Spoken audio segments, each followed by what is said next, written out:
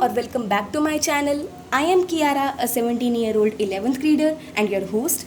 आज हम इंग्लिश की बुक हॉर्नबिल की एक पोएम पढ़ने वाले हैं जिसका नाम है a photograph and it has been written by the English writer Shirley Toulson. इस पोएम के ज़रिए पोएट अपनी गुजरी हुई मदर को याद कर रही हैं और एक तरह से उन्हें ट्रिब्यूट दे रही हैं.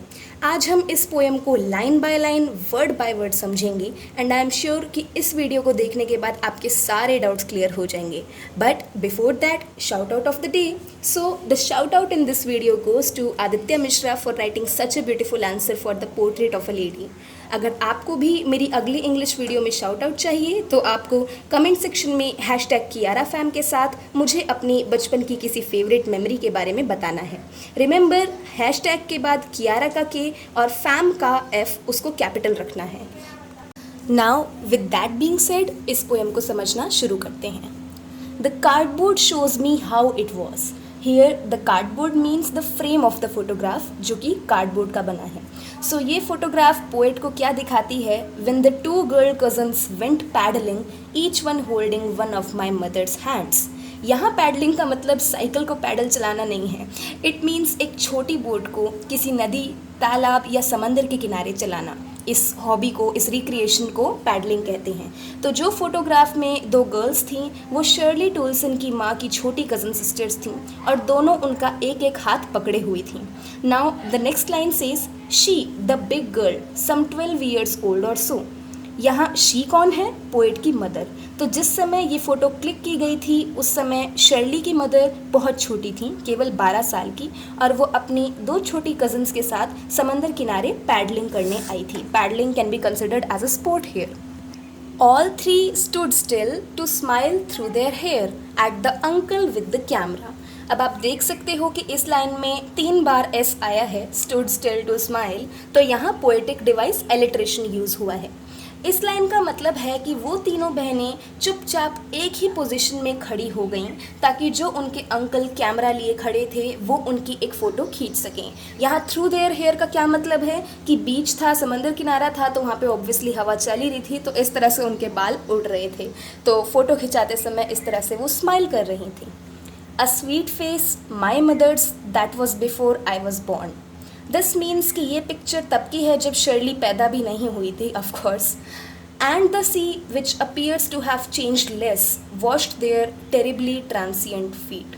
Now this line is very very very important, so please इसका मीनिंग ध्यान से सुनना.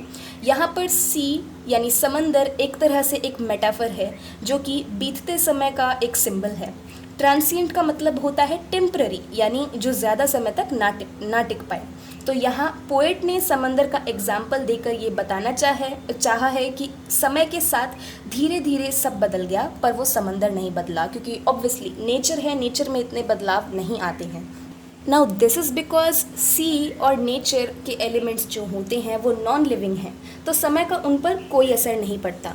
However with the passage of time इंसान जन्म लेते हैं और फिर इस दुनिया से चले भी जाते हैं. जहाँ नेचर एटर्नल है, ह्यूमन बींग्स मॉर्टल हैं, कुछ ही समय तक इस दुनिया में आए हैं. तो समंदर भले ही दिखने में वैसा का वैसा हो आज तक, पोएट की मदर बढ़ती उम्र के साथ साथ चेंज हो गई हैं. अब जब तीनों बहनें समंदर किनारे खड़ी होकर फ़ोटो क्लिक करवा रही थीं तब बहता हुआ पानी उनके पैरों को वॉश कर रहा था. तो इस स्टैंजा के थ्रू शर्ली टोल्सन ने बहुत ही ब्यूटीफुली ह्यूमन बींग्स की एवर चेंजिंग लाइफ और transient that is temporary nature के बारे में बताया है. अब सेकेंड स्टैंजा में पोएट की मदर की ज़िंदगी के दूसरे स्टेज का जिक्र है, सम 20-30 years लेटर, जब पोएट पैदा हो चुकी थी और काफ़ी बड़ी भी हो चुकी थी. तो पोएट क्या लिखती हैं? वो बताती हैं कि उनकी माँ उस स्नैपशॉट को देखकर हंसती थी. सी, बेटी एंड डॉली, वो अपनी दोनों कज़न्स का नाम लेती हैं जो पिक्चर में उनके साथ हैं. तो and look how the dressed is for the beach. तो एक तरह से शर्ली की माँ अपने बचपन के दिनों को याद करके हंस रही थी, क्योंकि ये बीच वैकेशन उनके लिए एक यादगार लम्हा रहा था, उनके पास्ट की एक हैप्पी मेमोरीज़ में से एक था. तो वो फ़ोटोग्राफ देखकर हंसती और उन ड्रेसेस पर कमेंट करती जो कि बीच हॉलिडे के दौरान उन्होंने और उनकी कज़न्स बेटी और डॉली ने पहनी थी. आई थिंक आप लोग भी याद कर सकते होंगे ऐसी ही कोई मेमोरी जो कि आप कभी फैमिली ट्रिप पे गए हो और ऐसी कुछ घटना हुई हो. आई मीन मैं तो बहुत सारी ऐसी मेमोरीज़ याद कर सकती हूँ एंड यू नो व्हाट, ये यादें हम कभी भूलते नहीं हैं. तो इस तरह से पोएट की मदर भी इन यादों को नहीं भूली थी और वो इतनी बड़ी हो गई, उनके बच्चे भी हो गए, पर तभी भी वो उस मेमोरी को याद करके हंसती थी। Moving on to the next line, Shirley writes, the sea holiday was her past, mine is her laughter. यानी कि वो वेकेशन उनकी माँ के लिए एक पुरानी याद थी और शर्ली के लिए उनकी माँ की हंसी एक पुरानी याद है। ये लाइन इस फैक्ट की तरफ इशारा करती है कि उनकी माँ अब नहीं रही and that she is dead. Both wry with the laboured ease of loss. तो राय होता है सूखा सूखा, लेबर्ड यानी बहुत ही मेहनत से किया गया काम, ईज यानी आसानी। तो दोनों माँ बेटी की यादें राय थीं, दैट इज़ सूखी सूखी थीं, और ये उनके लिए एक लॉस जैसा था। वो क्योंकि माँ अपने बचपन को खो चुकी थी और शर्ली अपनी माँ को ही खो चुकी थी। तो यहाँ लेबर्ड ईज़ एक ऑक्सीमोरन है, क्योंकि मेहनत और आसानी एक सेंस में एक दूसरे के अपोजिट हैं। ये लॉस उनके लिए जितना आसान रहा है उतना ही मुश्किल। तो दोनों अपने अपने पास्ट को नॉस्टैल्जिकली एक लॉस की फीलिंग के साथ याद करती हैं। तो एक तरह से ये लॉस हो चुका है, ये वो भुला नहीं सकती है। ये उनके लिए कुछ अच्छी यादें भी थी और कुछ बुरी भी।